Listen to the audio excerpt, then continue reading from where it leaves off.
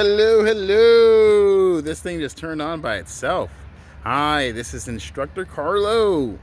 Welcome, welcome. I had some time here, so I just wanted to speak briefly about my experience teaching Tai Chi at USC, at two USC workshops. So I've had the privilege of being invited twice to two separate groups, and with two separate purposes, but achieving the same results in the end.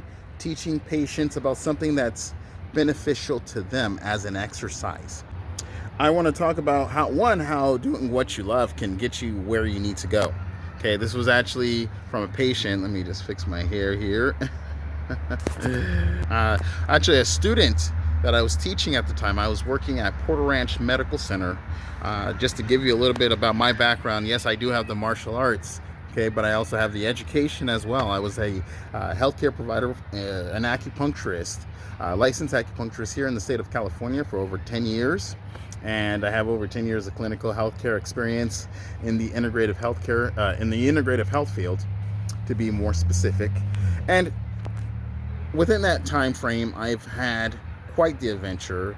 Right now, I'm focused more on the educational component and educating from everyone from patients to teachers to practitioners, right, clinicians. So it was a student of mine who was interested in learning Tai Chi, and through our teaching, right, through the class, through my ability, when you do what you love, people will see it, and when you can help someone, they will recognize it. If you're helping people, keep helping people. People will recognize you. They will recognize it. They will help you get to other places where you can help other people. And this particular person actually was a very intelligent individual and connected me with an early stage Parkinson's group.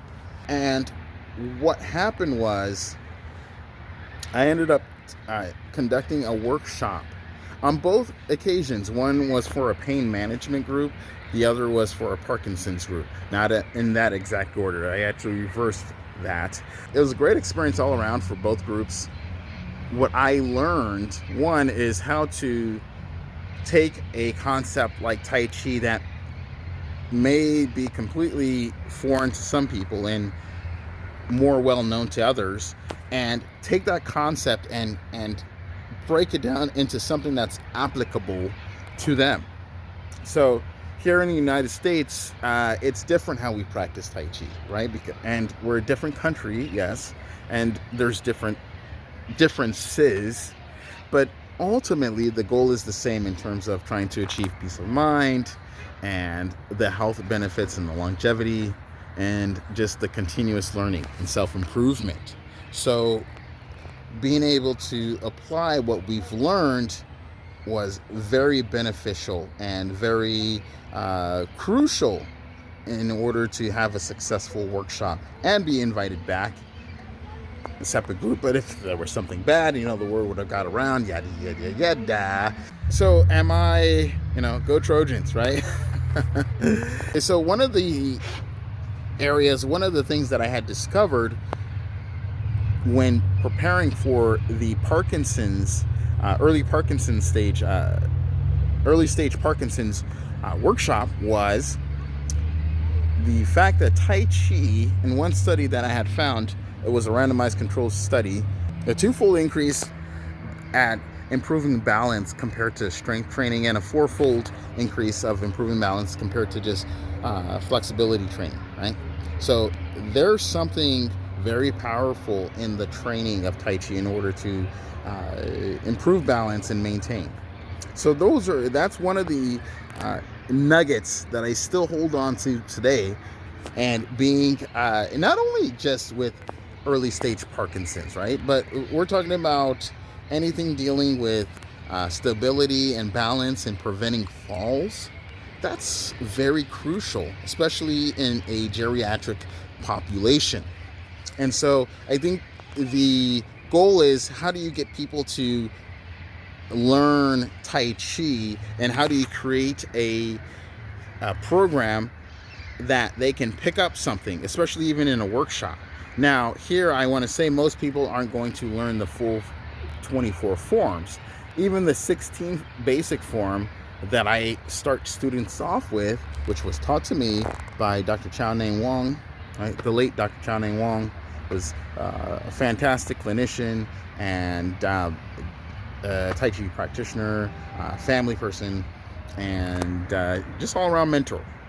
So, but that style is, you know, I expect students to pick it up quickly, right? Quicker. Learn the full style, it's up to the student. But definitely there's benefits in just practicing the moves by themselves. So hopefully you can find this video beneficial. I had some time here at the park, so I just wanted to drop a video here and educate you and let you know, if you're interested in teaching Tai Chi in the future, if you're interested in teaching martial arts, bringing some type of health program or regimen, start off with teaching a class, start off with one student. That's my golden rule. Even if there's one student that wants to learn, okay, even if there's only one student that shows up, I will still teach and give my best. And that led to a great opportunity. Okay, and if you're not in California, just to give you a little bit of reference, a reference point here, USC is one of the top premier colleges here in Southern California.